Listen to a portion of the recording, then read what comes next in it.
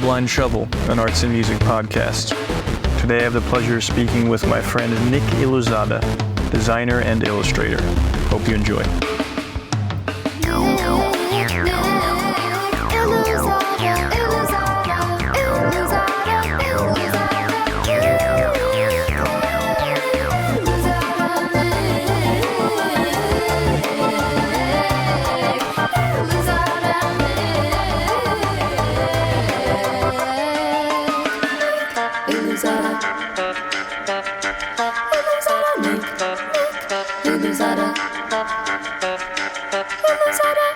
Wow. Hello, sir. What's up, dude? What's up, dog? So is it morning? Is it morning over there? It is. It is 9:20 a.m. Thank you for your patience. Oh, no problem. So you live in Japan. I do. I live in Tokyo, Japan, yes. How long has that been now?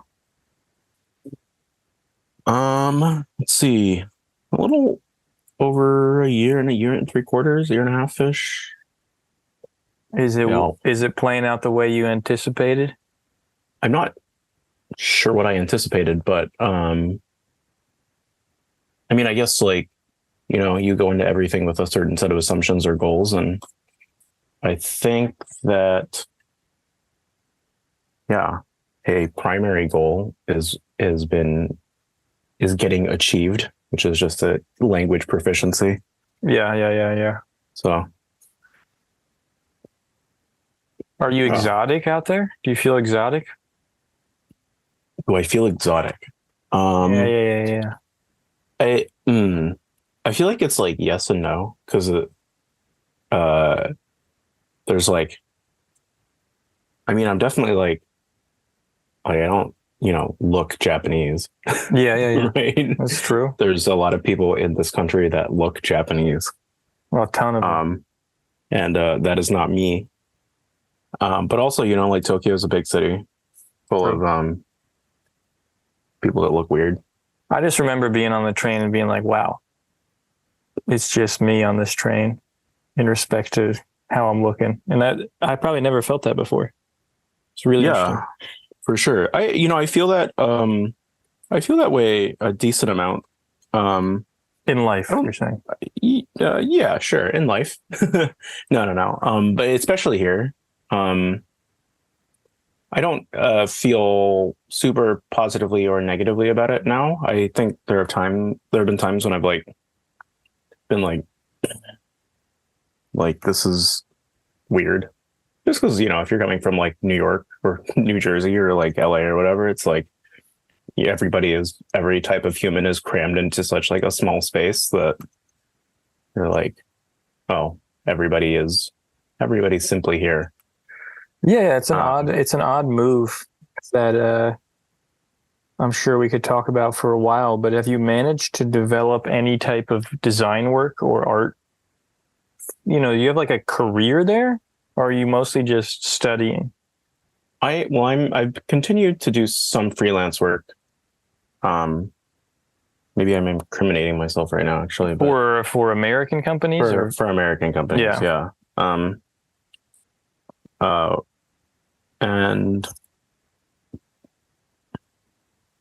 I wouldn't say that I'm quite at a business level of Japanese yet. So that kind of is that's still a barrier. There's a barrier to entry there. Yeah. And additionally, it's I don't know how the system super works here. And, I don't I know people, but it's just different. So, and also just in terms of design or illustration, I just kind of I've mostly just been focusing on studying. So. But your career, I assume, has its own momentum. You've worked for big clients, and does that work just keep coming? Yeah, I am very blessed in that I don't actively promote very much.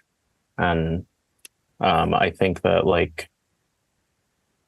hopefully I do a good enough job that places kind of have either kept coming to me or recommended me to new things.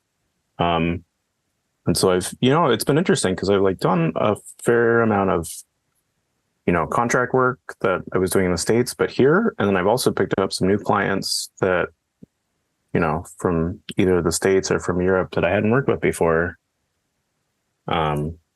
Which has been kind of interesting because I really am just like not like I post a drawing to Instagram once a month, maybe. And that's kind of it. Yeah. Your career baffles me a little in that way. Because I don't know, you exist in a very interesting like space where I feel like you've completely succeeded in the commercial sense, right? Like in terms of who you've worked with, Adobe and whatnot. And I'm not even sure how you got there or if that was a specific goal. Mm-hmm. But yeah, like you said, like you're not trying to foster social media presence per se. I don't know if there was a time where you were trying to do that, but there's a kind of blasé excellence at play, if that makes sense. Like you're somehow achieving these things, but not in a like sweaty way. Does that make sense? Yeah, I mean, I would like to not be sweaty. Like I think we both, we've pushed up against the sweaty design and illustration worlds, and I think it's also like there's a whole conversation around social media that we could have that it drives me absolutely insane. But I think at the root of it, it's still just like one of the reasons that the primary reason I came here was to get better at communicating in another language. Mm-hmm. And the kind of secondary reason was to just kind of figure some stuff out about my own creative desires and creative processes. Oh, yeah? And yeah, because it's like it's a different art culture. It's like one that we are both familiar with because of its influence on the West, but it's like, it's still different being around it every day.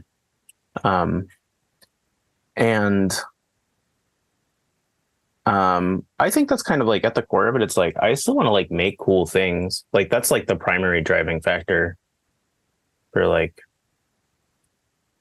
Well, yeah, I understand that, but clearly there's some drive within you that is beyond just making cool things because again, like you've succeeded in a very specific way, I would say. Like even working for Buck Design is like that's a good accomplishment as well. So when you're setting out, like, do you set out specific goals and do you think you work hard? Would you say you work hard? You must work hard. I think others would say that I work pretty hard. I think there are times when I think I'm not doing enough because I'm very hard on myself, but I go through kind of waves of kind of intense downtime and intense not working. And then, I will also have times when I kind of just like, grasping for any sort of breathing room. Yeah. I don't know if that's the best way of doing things, but I feel like I kind of don't know any other way. But do you think, I guess I always try to understand, like some artists can be really particular, like, oh, I want this thing. Like even Jesse wanted to work for Adventure Time, so he busted his ass to work for Adventure Time. But I'm not sure I understand if that's how you work, right? Like, do you set very clear goals? I think there were times. How do you motivate? How did you end up where you are? Is actually the question. I think how I ended up where I was, I would say, you are, right? I am. Well, yeah, I am. Yeah. Well, English. I set some very kind of, I wouldn't say strict, but I had more kind of specific goals, especially coming out of art school, right? Because we graduated around the same time.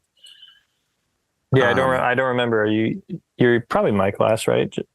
Because Neve's older. Yeah, I was in 2011. Yeah. So coming out of that, you had a vision, you think?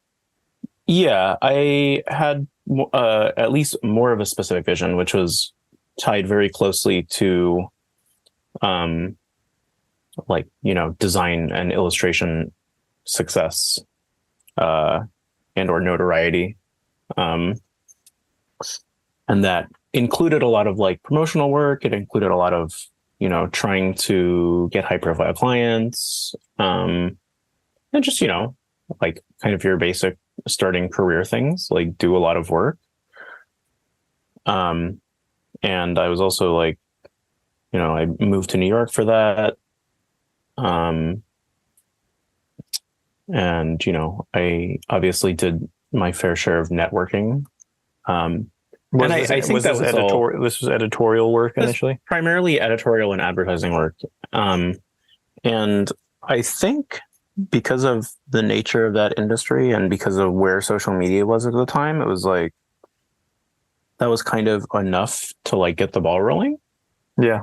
And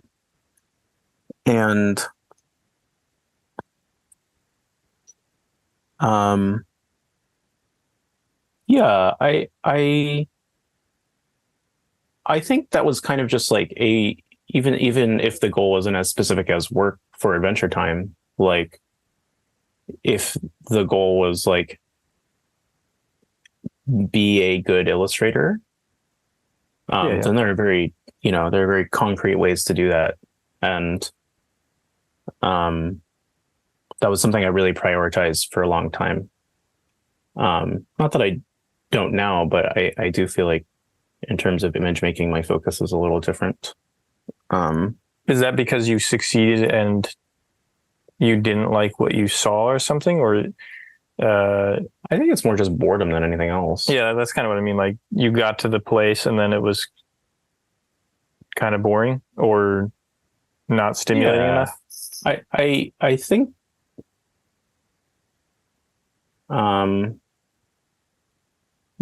there's a stimulation component, there's a financial component, there's just like I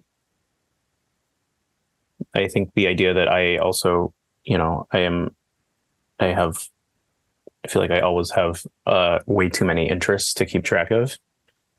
And so I feel like sometimes I'm getting pulled in a bunch of different directions by my own whims, whether that be like an activity or like a hyperfixation over like an object or something. What are examples of that kind of thing? So like for a while, I got like really into like competitive powerlifting. Right. And I felt like I was like the only thing that I thought about, where I was really? Like, okay, like I'll draw my little pictures. I'll like, I'll get paid for that. And then I'll focus on like, lifting a lot of weight. Were you competitively successful in that domain? I was not competitively successful. There are people that are much stronger than me. Well, yeah, of course. But I mean, given the context, did you excel at that as well? I did some meets. So I think that's, I think that, yep. I mean, powerlifting's a thing where it's like, it kind of are only if you are, super competitive, like at a high level, then you can think about other people, but kind of like, if you're a beginner or mid-level lifter, you kind of just have to think about yourself and you measure where you are against your own previous numbers. Right. And, day to day. Yeah. And so if I think about it in those terms, like like I got very strong compared to where I was at and where I currently am at. So is it fair to say that you cared more about lifting than art at that moment, than making art? Oh, for sure. Yeah. So like that's what's interesting to me is that I think there might be people who struggle all day and they really identify with the art and they love making art or design, whatever, illustration, and they don't get anywhere near where you're at from a career perspective. Mm-hmm. And then it sounds like you can kind of take it or leave it. and it's reached a place where it sustains all your other shit. That might be too extreme, but like, do you feel that you need to make art? That's one of the things that I've kind of been wrestling with here is like, I think that I do, but I think it's more that I need to lead my life or live my life in a creative way. And that is not necessarily tied to image making. Sure. Okay, so let's get into that because that could be abstract. I think I understand what you're saying, but like, what's an example of someone not leading their life in a creative way? And then we'll get into what is, but I'm just curious. What I mean, looks like.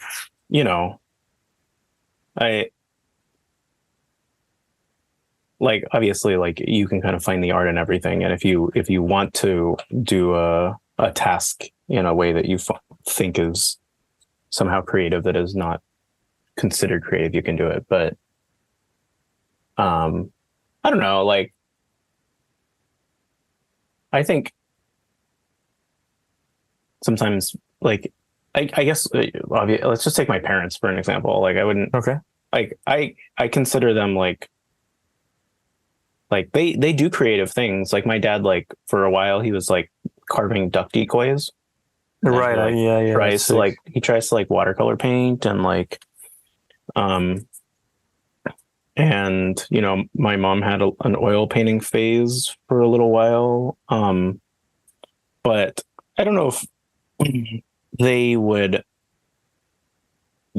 approach the way they talk about their lifestyle as a creative lifestyle. Sure.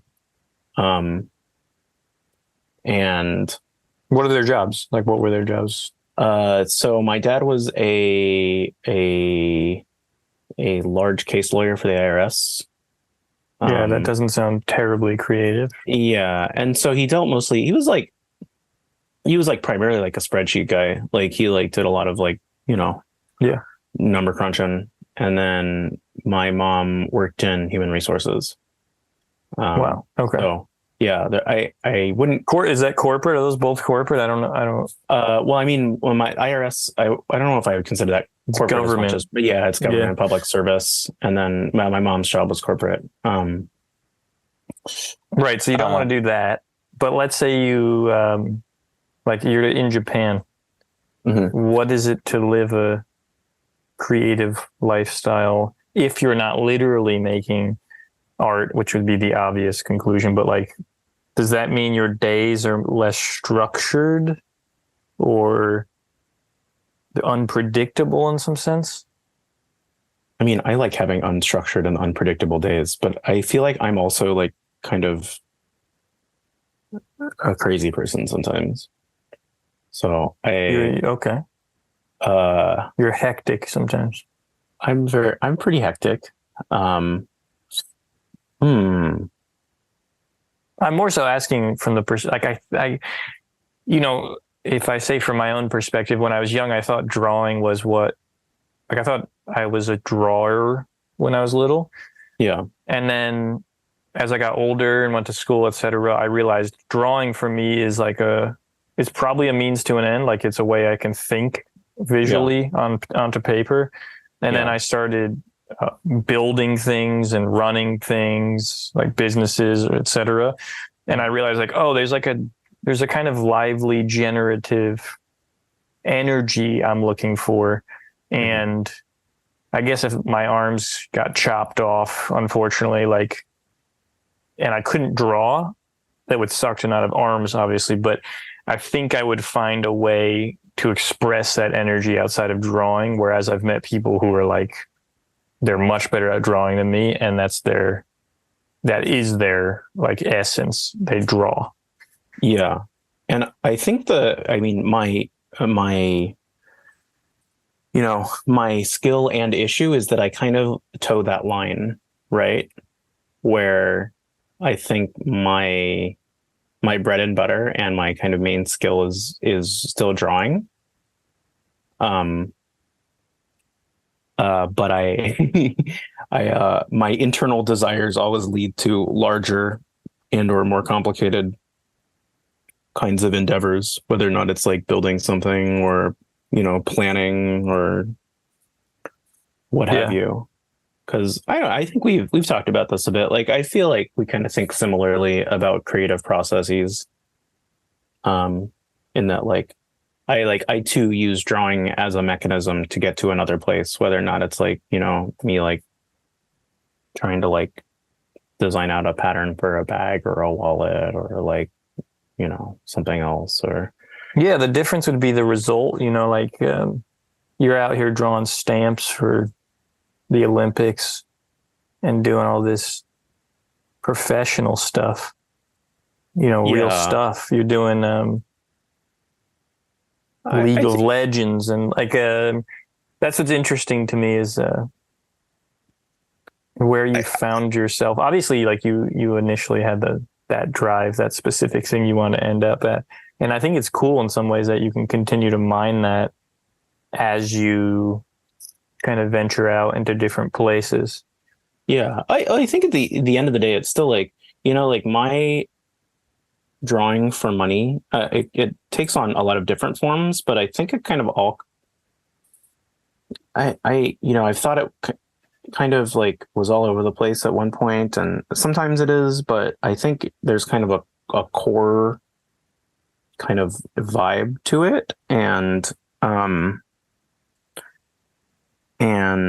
I think, in our current design commercial art climate, that vibe is valuable. Like the specific thing that I do. What is that? What is what is that? I think it's like it kind of taps into like, it taps into like anime. It taps into like kind of dynamic sportsy movements. But there is like, it's not just like purely comic book, right? It's like, there's like, I take a very heavy, I like lean very heavily into, like more stripped down, more designed silhouettes. Right. I think. And so I think that kind of crossover is like, I don't know if it's rare, but it's like, there's a fiscal incentive to use it.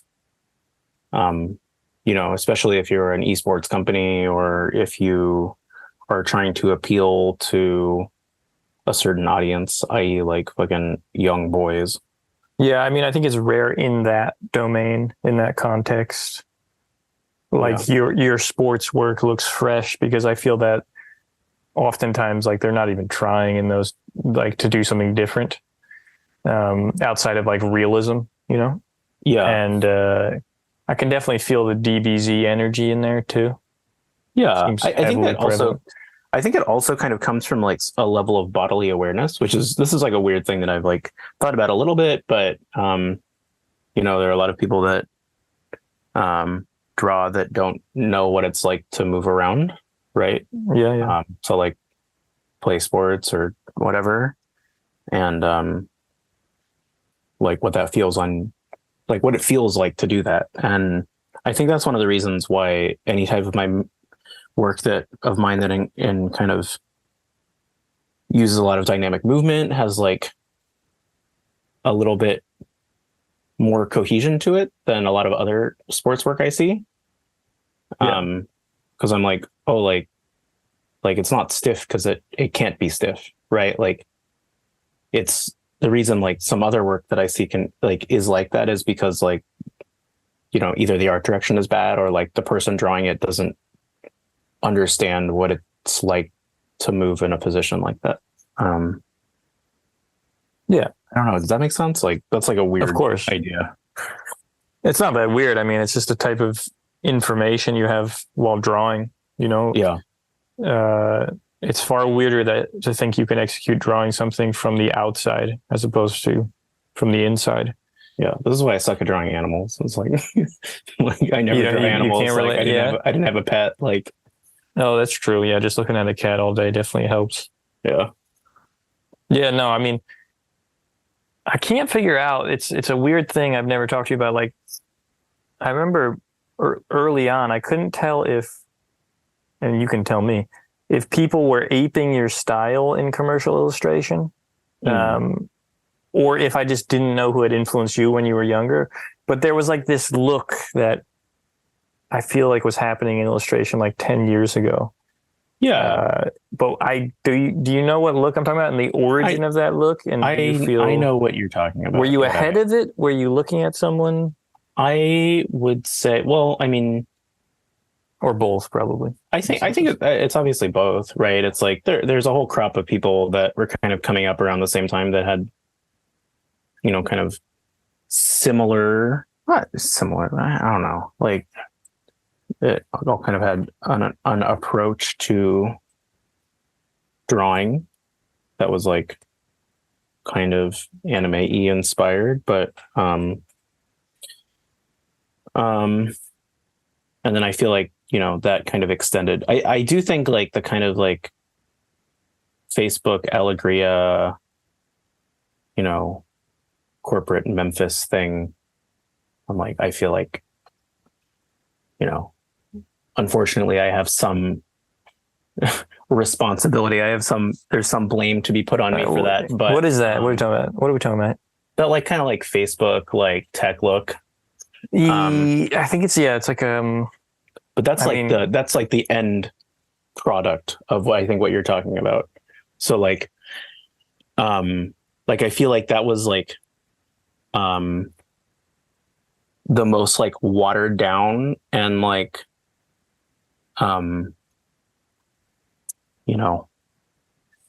generalized iteration of the idea and the kind of design that I was trying to make, 15 years ago, 10 years ago. Yeah, that's the inevitable life cycle of the thing. It just dies and becomes like the skin of its expression, of its movement. Yeah. And like, there were times where I was like, oh, like I'm getting like jacked so hard, right? Really? By like either other illustrators or like design, like animation studios. Like I remember getting pitched on like literally like I would be getting talked to about a project, and then I would get the pitch deck in and it would just have other parts of my work and then people like riffing off of it. And I'd be like, what is this? How do you respond to that? You just make more work fast? I make more work. And then I was also like, I'm going to charge more. Really? So like, not like mid project, but I but is that a moment where you realize like, I should just charge more in general? Yeah. Like, I think for a lot of illustrators, understanding when they should charge more at what stage in their career and what they should charge in general is probably pretty interesting. Yeah, I think a lot of people are very timid about it. And obviously, like, I understand the worry that you won't get additional work. But I think, I'm also like a little more okay living closer to the uncomfortable edge of finances than some other people. Mm-hmm. Like not that I like it, but like, I don't know. Like if I've talked to other people who are, work more regular jobs with more regular payment schedules, and, everybody's like, oh, I can't, like, what if you don't get paid for like a month? And I'm like, there have been times I didn't get paid for like 3 months. Like, I don't know, like sometimes it sucks. But at the same time, do you like nice shit? I feel like you like nice shit too. I like nice shit. But it's not a necessity. I don't know if it's a necessity, but I will do other things to kind of help ease those things along, where it's like, okay, if I need to cut back on doing a certain thing or whatever, because I like want to, I want this thing, or I want to do X, Y, and Z, then I'll do it. Yeah, so you have like this I can't tell if it's Zen or something. You have like this interesting form of non-attachment to things, to activities, to things. Does that make sense? Like you're not really wrapped up in, I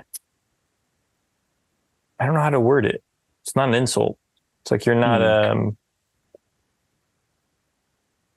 stressing if this or that thing ends, or It's like the opposite of passion, which I think passion can be a bad thing. Mm-hmm. Because at its root, it's kind of a thing out of control. It's like a passive mode. But does that make any sense to you? Like that Yeah. you don't feel desperate is the word, maybe. But yeah, I mean, I think people can also kind of smell the desperation on stuff. And Sure. you know, at the end of the day, it's like especially in terms of like my design and illustration work, I'm like, I don't know. I cocky is not the right word, but I'm confident enough in all parts of the process to do what I need to do. Right.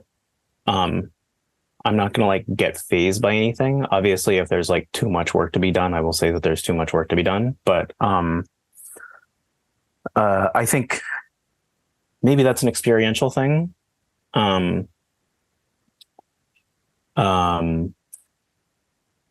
Well, so in some sense, you feel like an expert, or you feel you've earned a kind of from an RPG. I guess from an RPG sense, you've unlocked the ability, and you feel confident in that.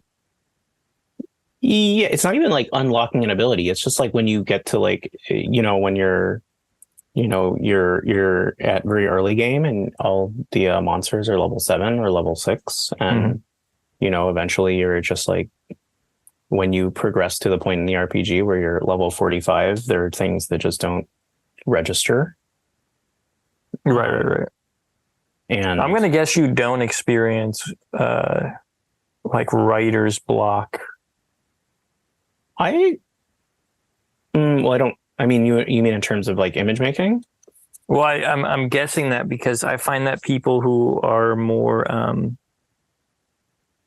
how do I word this? Like less concerned with like this romantic notion of art making can push through quicker when they encounter like a quote unquote block. Whereas people have this like really romantic, it has to flow naturally from the muse. They can get stuck for like 6 months not making something because they're like almost in a victimish way. Like, I'm not inspired. I can't do it. But I find people who are like more design minded and process oriented, they'll just be like, all right, I'll just shift to this, I don't know, lettering or something, or this color, you know what I mean? Yeah, I'm very that where, I'm not going to get hung up on a section or a fragment of an idea because I can't figure it out. I'll just kind of do something else. Yeah, it's pragmatic. It's like, yeah. And, you know, because I think at the end of the day, it's like for a lot of that stuff, like the stuff that's taken me the longest to figure out has been my personal work as of late, right? Because it's like, you know, if I'm toying with a shape or like with an idea, then it's like, there's nothing breathing down my neck about it. But if that's not the case, like if it's, you know, if there are constraints like a project, right? Like then you gotta go have to do it. Yeah, you got to do it. Like, and you just had a show, or you didn't just have a show, but you had a show in Japan this year. I had a solo show, which was interesting. It was an endeavor. Yeah, and it was at the end of March. So yeah, coming on 6 months now. What was that experience like? It was really good. I mean, it was a lot of fucking work. I had never done, you know, I have not historically been a gallery person. I think we both kind of came out of the zine world. Yeah. And so, you know, I'd shown some work here and there in college and what have you, but you know, like the opportunity arose to have a show at a space like kind of close to my house that was like a very nice space. And I said, fuck it. And I took it. And then I had to make all the work for it. Of course. Was it, I mean, what did you do? You inked things? You printed things? Yeah, it was almost entirely. So the end result was it was entirely digital. Yeah. Oh, really?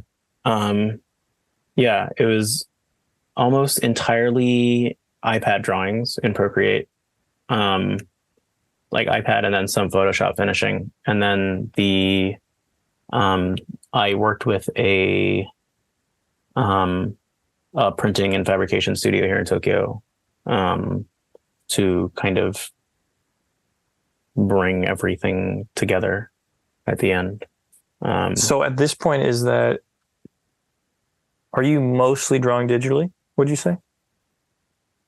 Yeah, I keep a sketchbook, but I think for most like kind of finished work, I'm doing it digitally. It's also just because I don't have much space right now. But yeah, like, that's a huge thing. yeah, like, you know, when my studio situation shifts, I will probably reshift to doing more traditional work again. Why? Oh, because I like it. Also, there's kind of like there's like a collage aspect to the things that I do that's kind of like absent from kind of my current way of drawing, my current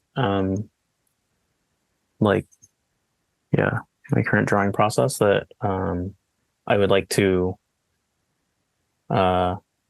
you know, dip my toes back more into.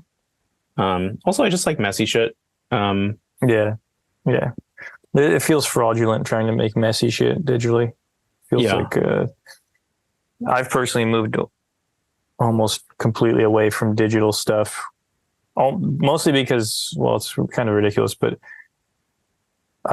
with the advent of AI, and if I have grandkids, I want to be able to prove I made things.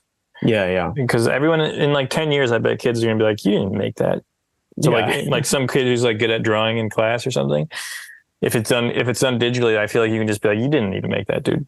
And there's going to be like illustrators who I think are just like Milli Vanilling the whole thing, where they just act like they're drawing and they're just created like really good parameters for AI generation.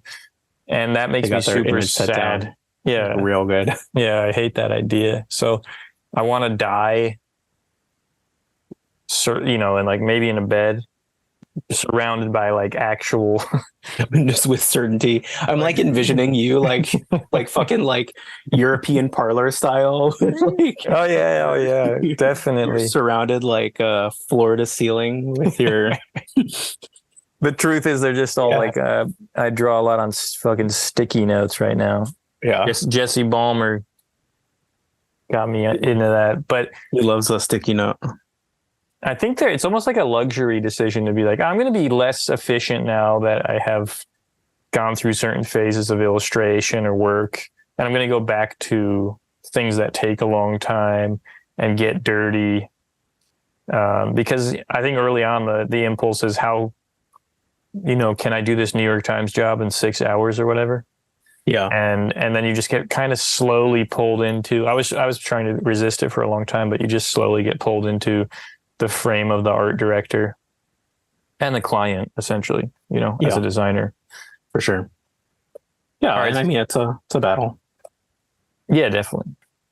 So like, if we go all the way back when you were young, is this where you imagine you would be? What is young? Like when you're like in middle school or something? Oh, give me all the stages of. I don't know if I had I feel like my youth ideation was to like be an athlete or something. Really? Yeah. Because you played football, if I'm not mistaken. Yeah, I played football for a long time. And eventually I just got too beat up. So I was like, I need to stop. But you loved it. I enjoy playing football a lot. Yeah. I at least like my position, I had a great time because it's actually a funny thing about this now. It's like, it's basically just like a destroyer position, right? It's like, I have no responsibilities other than the singular task, which is just to tackle somebody. Were you a defensive lineman? Yeah, I played D-line. And then, so it's like, yeah, I don't need to like read the game real well. Like, like just go in. And I don't know if I don't know if I was thinking about the future so intensely though. Cause like, I feel like when I was like younger, like I grew up mostly in Texas. And I feel like I didn't really think about like leaving Texas or anything. I liked anime, but um I never like had like a serious considerations about what I wanted to do until I was like kind of like forcibly ejected from that. Like, because my mom's job moved Well, you around. ended up going to. Oh, okay. So I like you went to Micah, so you must have had like. yeah, I ended up going to Micah. Well, so that was a choice that I made. I didn't really start considering going to art school until I ended up moving to New Jersey, right?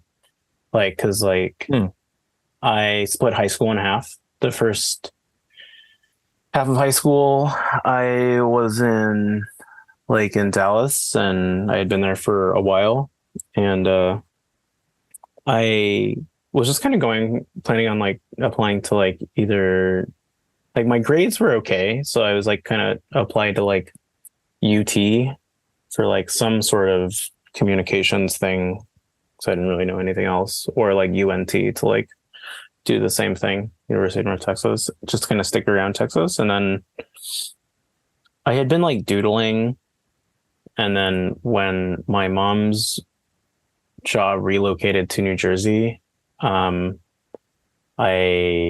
was like, well, I guess I should just focus on like, because I'm only going to be here in high school for like a year and a half, 2 years. So like I should focus on what's after that. But that just wasn't even on my radar when I was living in Texas. So then, yeah, I mean, I wonder if you got to be drawn in New Jersey. You got to do something. Yeah, I simply had to do something. So like, I have like a couple good friends from when I was like in my Jersey high school time. But it was interesting because like I felt like a lot of my friends when I moved to New Jersey, they're kind of like everybody kind of like was doing something, and that was like not the case when I was living in Texas. Like I had my interests, if they were niche or whatever, but like I felt like when I got to Jersey, like everybody like, and maybe it's like its proximity to New York. It's just like Jersey's, there's a lot of people, so I don't know. But it was like everybody like that I was interested in and like I thought was cool. And yeah, I was like, they're all kind of like doing their own thing. They all have their own kind of little special interests. And I was like, oh, okay, like I'll like focus more on the art thing. Because I had some other friends in New Jersey who are also like more invested in the arts. And like they were like, oh, we're gonna like, try to go to art school or like try to like, go like do environmental sciences or something, or like, go. Yeah. No, I like to know when a person's identity becomes associated with art making, because I think it often informs their disposition and their level of, what would you say? Yeah, just the level they connect with that as their primary identifier. Yeah, I think that was like, for me, it was definitely like I drew, growing up. I like have my sketchbooks full of Dragon Ball Z copies. Nice. And like I was kind of an art kid in Texas, but it's also like, like I was doing a bunch of shit. So it was like, there was like football. There was like, I was like on the debate team. Wow. In high school. You don't talk fast at all. How could you debate? There was a point in my life in which I talked very fast. Really? And what happened? Yeah, it's exhausting. It's like it's not my natural speed, man. Like, yeah. And I think it's just like, at a certain point, like I moved to New Jersey and I was like, oh, I'm going to like focus on this. Like, and even like getting into art school, like I went to Micah in Baltimore. Like, I don't think I was particularly good when I got there, like compared to everybody else. Like, I thought there were a lot of people who were like a lot better than me. And then Neve took you under his wings. And then both of them. Is that how that worked? I don't know if that's how that worked. No, I'm kidding. I mean, mythologically speaking, the origin story for me is I see both of you and I'm like, what the fuck are these guys at Icon? Oh, right. No, Icon, wow. I have absolutely Yeah. no idea, what your experience of Micah was. It was a very, I feel like during, it's interesting because when we went to college, I feel like the illustration like world was a very different looking place, right? In terms of like how social media functioned, in terms of like, Can you elucidate on that? Like you've made mention of it a couple of times. Do you mean, is it more difficult to, I don't know, be seen in the, or how's it changed, do you think? I think there's a platform thing where it's like, I think the primary mechanisms right now it's still like Instagram and TikTok, right? And so there's been a shift to like video stuff. There's like YouTube, right? Where it has its own kind of internal environment. But if you're looking at still images, I feel like Instagram's still kind of like the main thing. And I mean, that's so phone based, right? And like there was a period of time when just the, being in browser or using like Tumblr or a blog was more normal than using Instagram. And I think that pushed illustration in a certain way that Instagram kind of veered away from. I miss Tumblr. Like an old man, I miss Tumblr. Yeah, and I think there are very good reasons for missing it, and missing like that kind of mechanism for drawing sharing, because it's just a very different idea than what we currently use. Oh yeah, 100%. I think we are worse off in the social media landscape, at least in terms of design, like creative stuff. Yeah. I mean, the square. I won't even get into it. Yeah. It's also, I don't even know how. I don't know. I took my shot at Tumblr for like 4 years and it did me good, and then I don't really care about. I was not about to rebuild shit in a different app. That was basically my feeling. I think we kind of feel the same way about it though, right? Where it's like, maybe that's like where that kind of nonchalance comes from. Well, it's just that Jersey swagger. It's literally just like being like, I did this already. I don't care anymore. I don't know. It's hard for me to do things I'm not genuinely connected to, and I was connected to Tumblr in if I'm being vulnerable, in a very real way. Mm-hmm. So I never felt that connection again to and I'm glad I haven't to any other social media platform. Yeah. But I completely understand, like, people got to make a living off it. I don't judge people for using it. It's just something was magical about Tumblr. Yeah. And I think that being the kind of like primary art sharing environment that, I like kind of our crop of designers came up on it's kind of a different outlook than what you need right now if you are entering the art world. Do you know how? Because like I know what you mean. I just don't know enough about it. I don't care enough to know, but it's an interesting idea how it informs the aesthetic of the upcoming generation. One of the things that I think I feel this kind of tangentially and I push against it is like really tailoring your work to like algorithmic stuff, right? So it's like, if we think of Tumblr, or even just like a blog where you, like a blog spot or whatever, where you just post your stuff, it's like, there's not the assumption that the reach is very far. The reach is like the people that you know, and then like with Tumblr, then it can get further, right? But I think kind of because of the way algorithms work, and the way that, you know, like Instagram and YouTube are programming, like I feel like they're kind of like more general trends that are emerging that are better and worse for getting your work out there. And I think that's kind of at a detriment to your own creative thinking. Yeah, I mean, Tumblr was very much more open in terms of its format and the formats it could accept. Even just like putting up multiple images and like being able to arrange them in a specific way, being able to see things much larger, see things in context better. Yeah, sometimes I make shit now and it's not a square and I'm just like, how would I make this a square in a way that doesn't bother me?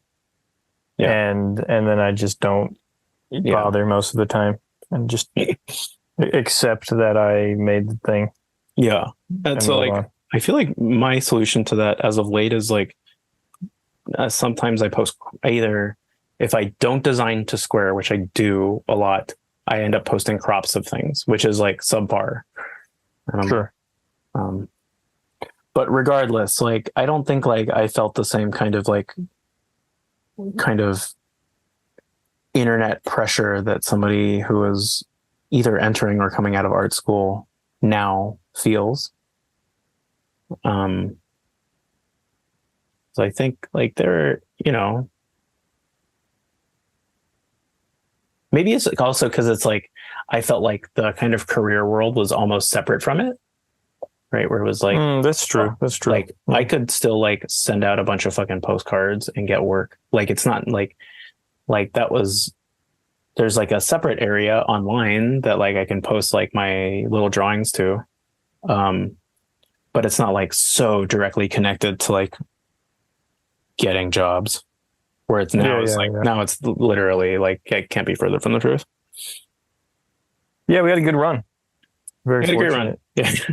And you know, it's funny because it's like, I think maybe what you're getting at a little bit too is like, I don't put a ton of effort into my social media presence.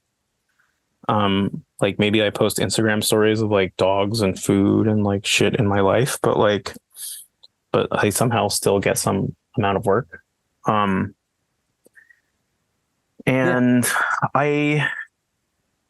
It's also a mystery to me. I don't know. Like, I'm just going to talk about like being able to like deliver. I was going to say like, there's the work aspect. This is the mundane truth about the arts is like, if you deliver, if you're professional, if you're reliable, doesn't matter if you're a fine artist, illustrator, whatever, you're going to, and you're not like dog shit, like you're mediocre or above average, you're probably going to have a career. Yeah, like, for sure. Because you're just in this field of individuals who can barely like wake up and dress themselves. So just having that and doing it for 1 decade, you can live off it. I'm pretty sure. I've seen, and I'm not going to say the name, but you know the name. I've seen people. I'm kidding. I've seen people who have not. Thank you. No, I've seen people who haven't progressed a single breadcrumb in terms of skill and illustration, who've been doing this for over like a decade. Yeah, and I'm just like, I don't even know how it's possible to not get better when you do something all the time. But they're just reliable, and the person knows who I'm talking about. They're listening to it. But yeah, like that's the mundane truth, even for painters. Just like, yeah, for sure. Can I deal with you on a regular basis? Because like, I don't know, everything's like about a relationship, right? So it's like, if you want money out of it, you have to deal with other people. Yeah, you have to develop some level of social skills. Yeah. I feel like you were, last time we talked, you were, I don't know, with, maybe you were talking about like doing more kind of local communal design work and or fabrication for companies and or people around you in Jersey. Mm-hmm. Quite possible. I think about that as like your you talking about that as your client base as opposed to like, whatever esports shit that I'm on right now. It's a very different. That's true. Very different kind of communication too. Yeah, that is true. And it's obviously a little more limiting when you work like regionally or within your town. Like the beauty of the internet is you can develop your style and then have clients come to you who have interest in that style. But when you work more locally, you're kind of you start skewing more towards service, Yeah. Like, I'm working with like suburban businesses. Yeah. And so trying to keep yourself interested in that context is definitely challenging. And there's pros and cons to that. Like just being able to walk into town and see like, oh, I did that is super cool. But obviously you've gained the ability to just move to Japan for no reason and still have a career. And this is but I think that's because I also think of my work as a service, right? There are times I get frustrated about like the art part of it, but like I'm definitely like I view the design work as people are paying for a service from me. And yeah, I think the quicker illustrators can learn that, the better, because I was so stubborn about that. Early on, like it's definitely your capital W work, but it's like, I don't know, it's still transactional, right? It's a job. It's a job. And like there are definitely times when I get frustrated about it where I'm like, this decision is not good. But that's also because I'm like it is in hindrance of the service, right? Like this drawing would be better. Sure. This would be better suited to X, Y, and Z if it looked this way or whatever, or if like it functioned like this. Yeah, but I think that's what's hard when you step out of it. You go back into a fine art framework. You're still kind of, and you should be in some sense, like in that service mode. But then you ask yourself, what am I in service to if I feel no connection to my culture? What am I in service to if I'm not doing it for God or a God? Mm-hmm. Like those are like, like the best art in existence cross culturally is typically a form of worship. Right. Most people don't have that connection. So inherently turns like into yourself, right? It's like, yeah. And then very there's like self-referential. Yeah. And there's this like pressure, because no one's that interesting, to express yourself. And I think that can be a block for sure. Or if they are that interesting, then they're not concerned with making paintings to sell. Right. Like, yeah, that's fair. So that's a difficult challenge of, I don't know. I think fine art is like has been in a crisis state for some time. Couple decades. Level of self-referentiality. Like, I think it just swims in dirty waters and like has no real function in society. Like it's different than music. Like Kanye West is massively influential and like, it reaches people in a really different way. There's no fine artist I would put on his level in terms of influence. Oh, for sure. You can have like Jeff Koons, but it's like ultimately what's really going on there, even culturally? It's not really. I mean, it's the expression of financial power, right? Yeah, I mean, but like that's not going to like impact the teenager that's like pissed off or whatever. Yeah, there's like a cynicism that exists in most fine art that's just frustrating. But yeah, that's a tough topic, but I think everyone feels it when they sit back down to. Like with a blank sheet of paper and make something. Yeah, I think so. And I think it's also like, like music functions the way it does and it impacts us the way it does because of, it's like kind of more of a time investment in a way. Sure. Like there's an immediacy, there's like a temporal aspect to it that's kind of interesting. And in a lot of ways, you can like really feel there's like a very easy transfer of emotion to the viewer. And I don't know. I love the visual arts, but it's definitely like not the same. Like I can recognize skill and like appreciate when someone like, you know, is trying to express an idea that is impactful to them, but like I don't know, that immediacy just is not there. Like Yeah. in the same way. I'm pretty cool with admitting that music is superior to art. Yeah. I think I'm fine. I've dealt with it. I've moved on. I feel like almost everyone I know feels that way too. Like Yeah, it's like I can accept this. No, yeah. I mean they serve completely different functions, but yeah. I noticed you have like playlists. This is part of your life. Oh yeah, Sharing playlists. I make mixes, little playlists. They're mostly just for me, right? It's like I think that's an interesting way of kind of demarcating time. Like spending time? Just you mean making the playlist? No. Like because they're basically those playlists are just compilations of stuff that I listen to, like like consistently over a period of time, and I'll be like, okay, like this summer I was listening to a lot of X, Y, or Z. Oh yeah. So then eventually, like when that shifts, I can like go revisit it and be like, oh yeah, this stuff is like, this stuff is not as good as I thought it was, or or still good, yeah. Or still good, and bring me back to a specific vibe. What is your experience? I mean, you go to shows in Japan? Yeah, I try to. There's a lot of stuff here.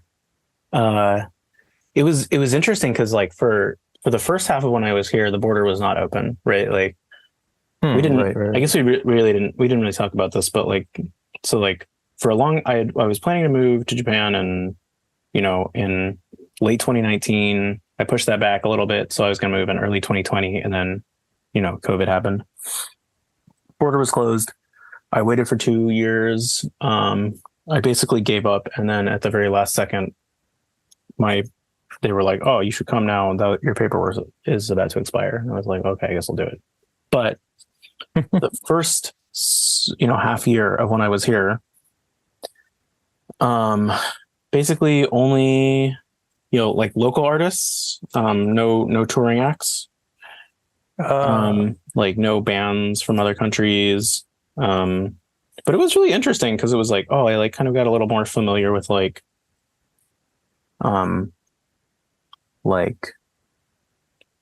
some Tokyo DJ stuff.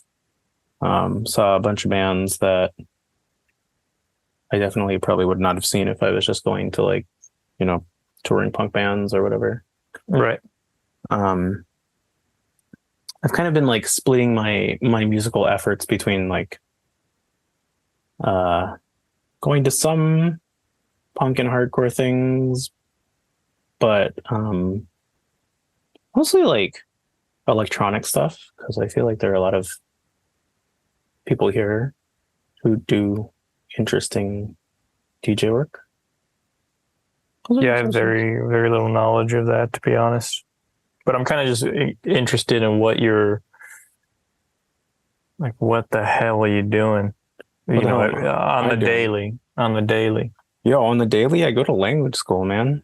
Like all day? I go from 1:30 to 5:30 every day. And then when I have projects in, I also build project time before and after that class chunk. Then like you can, like if you're walking down the street, you can get by. Yeah, I mean, I've been studying for a long time now. It seems like, Jesus Christ.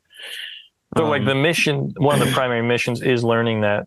Once you learn that, do you know what you're going to do with it? Or you're just trying to figure it out? I'm just trying to figure it out. And I'm just trying to enjoy the process of learning it. Like, because I've always wanted to speak a second language, Americans not so good at speaking more than English. Um, and I thought it would be a way to make learning quicker and more enjoyable.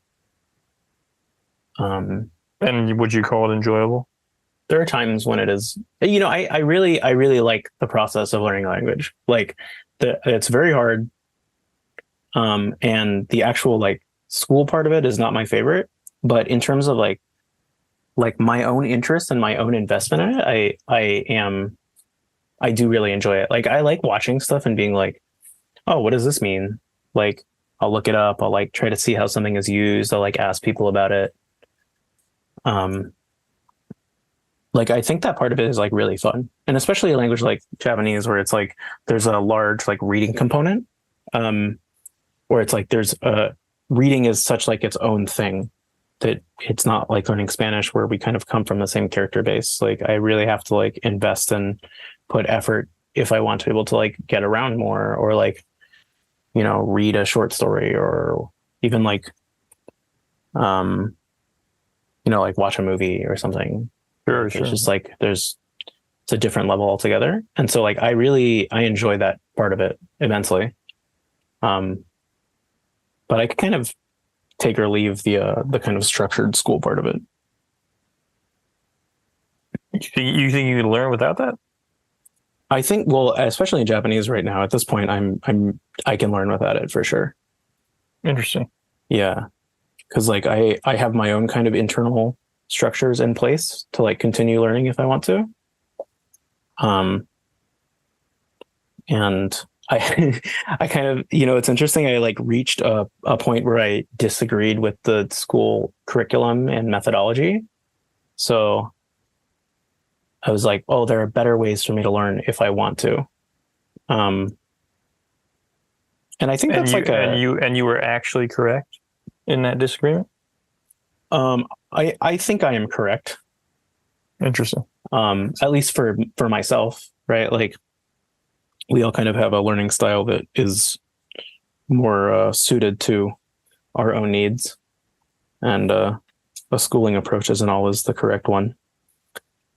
But I think that also kind of comes back to the thing where it's like, yeah, like I'm hectic and I like having kind of a loosey-goosey lifestyle, but like, I don't know, like I kind of like have these like built-in things that I adhere to. Yeah. Structures. Yeah. No, I can even see that in the work, the way like when I relate to it, you might make a very silhouetted abstract drawing and then follow it up with just a person or something. Like there's kind of this back and forth kind of piston movement. It is a form of I don't know, if it's just novelty seeking or it's just a balancing act with like one's skill sets and interests, I think. I think that's kind of it though, right? Is like, I always think of it as like having things in balance as opposed to going too far into one direction. Yeah. You know, that can be limiting in its own way, right? Like, but I don't know. I like balance. Well, I mean, I hope one day you just have like ridiculous, you get to make like a cereal box in Japan. Yeah, that'd be fucking insane. I'd love to like, I don't know if we've talked about this, but I'd love to like design like mascots for like. Well, I think that'd be hilarious. I see that you're putting that out there in the world. I think that has that worked out? It has not worked out yet. It's so specialized here. Like there are entire companies that just do that. So, oh, I mean, I guess that makes sense because they are so goddamn good at it. They're so good at it, and there are just so many. Like there's just so many that it's like it is procedural, right? Like, yeah, I imagine entering into any aspect of Japan society to be difficult. I could be wrong, but I just imagine like from your position, it's probably hard to just get up in anything. Yeah, but I mean, everybody kind of, I feel like anybody I know here that like kind of does something interesting kind of finds their own way, right? Like I'm not gonna like enter a Japanese company or like whatever. Like I've accepted that I'm like there are certain things that I am cut out for and certain things that I'm not cut out for. And like I can get my communication level to be like really good. Like that's like my goal number one for now. And I think I'm like I'm coming along in the process, but that doesn't mean that like I still want to like do my weird shit. Right? Like Yeah. But I think the way I see it is if you worked, how long did you work at Buck? I freelanced for Buck for a long time, but I was only at Buck for like half a year. Right. Like if that doesn't satiate, because it seems like a job that's like a regular job that would be the most creatively fulfilling, that very up my alley if I would want a regular job. Yeah. Yeah. If that ain't cutting it, then it's probably just not the structure for you. Yeah, I think so Which too. is fine. Yeah. No issue there. I mean, you're a consummate freelancer. It's true. So much so we don't even know how you end up in Japan. You're just there. People ask me that all the time on, like it's a fair question. The internet or whatever, and I'll be like, no, man, I'm just like, I'm here like studying. I in some ways I think of it as I approached it like generally as like a sabbatical, right? Where it's like I was working, especially like during COVID when like things kind of hit the fan for people in like animation and motion work. Like there was so much of it because like you couldn't shoot like video. I never thought about that. I was working a lot for like the first year and a half, 2 years of, I guess 2 years of COVID, kind of until I came here. So I was really thinking of it in terms of like a decrease in the amount of work that I was going to do. So I was like saving up in anticipation of that. Gotcha. Yeah, that's kind of it. I mean, I also am like, I live in like, I don't have my own apartment. Like I live in like a share house. My overheads are just lower. Yeah. It's kind of the whole 9 yards. And I think I'm more okay with that than other people. Sure. For now, at least. Well, I'd like to end it on some kind of what's the most beautiful experience you've had in Japan? Most beautiful experience I've had in Japan. Let's see. Oh, my parents came here actually not that long ago. I love seeing my parents. That's cool. Yeah. There was a point in which I was in a cab with them. I just like, the entirety of when they were here was really interesting because it's like they've known me for how many years? Whatever, 34 years. And they have only ever seen me interact in English before. And it was interesting to just like have an entire conversation with like a cab driver in front of them. Well, yeah, you might as well be a different person when you speak a different language. Yeah. And do you know what your Japanese identity is? Are you like, you know what I'm saying? That's actually interesting because it's coming out a little bit more. It's becoming a little bit more like my English identity. Okay. That's like, I'm finally like at the point where I'm like making stupid jokes in Japanese. No, if you can joke, that's like, that's good. Yeah. I'm like, okay, now we're on pun level. Like, that's where I'm trying to be. I'm trying to like make the stupid jokes. Yeah. All right. So I think I interrupted you, but just talking to a cab driver in Japanese in front of your parents is the most beautiful moment you had in Japan. It was very interesting because it was like, it was just like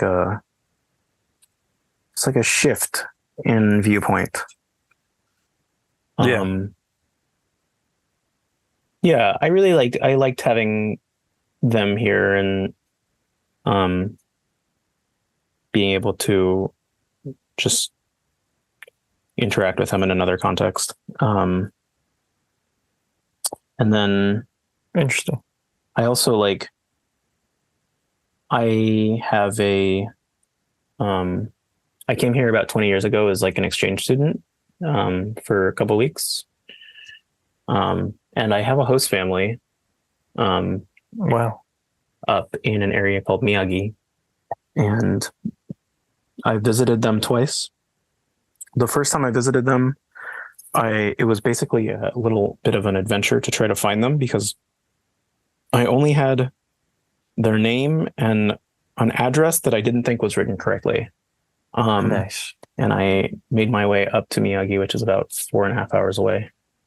And like was at like the ward office and like went through this funny adventure of trying to find them. And then it was just really interesting to just, you know, like my beautiful moments are all like, they're like kind of people interaction based. So like, yeah. Family and fake family. Yeah, it was very nice like seeing that because like they were like, oh my God, like what the fuck? Like you are here and you can speak to us? This is wild. And I was like, I guess gotta feel like, good. I'm like here up in the middle of the fucking rights field territory, just like the middle of nowhere, being like, what's up, dudes? I haven't seen you in 20 years. What's good? I'm sure that felt good. It was very funny. Yeah, it's just like nice meeting people. I don't know. Like everything is in service of communication. So it's a beautiful way for an illustrator to end a podcast. I'm trying my best. Thank you. Appreciate it. Enjoy. I hope to see you soon. Yeah, come to New Jersey. I'll be there. Good night. Music by Dory Bavarsi and Mingja Chen. Next up, we have Alex Fender. Have a good week.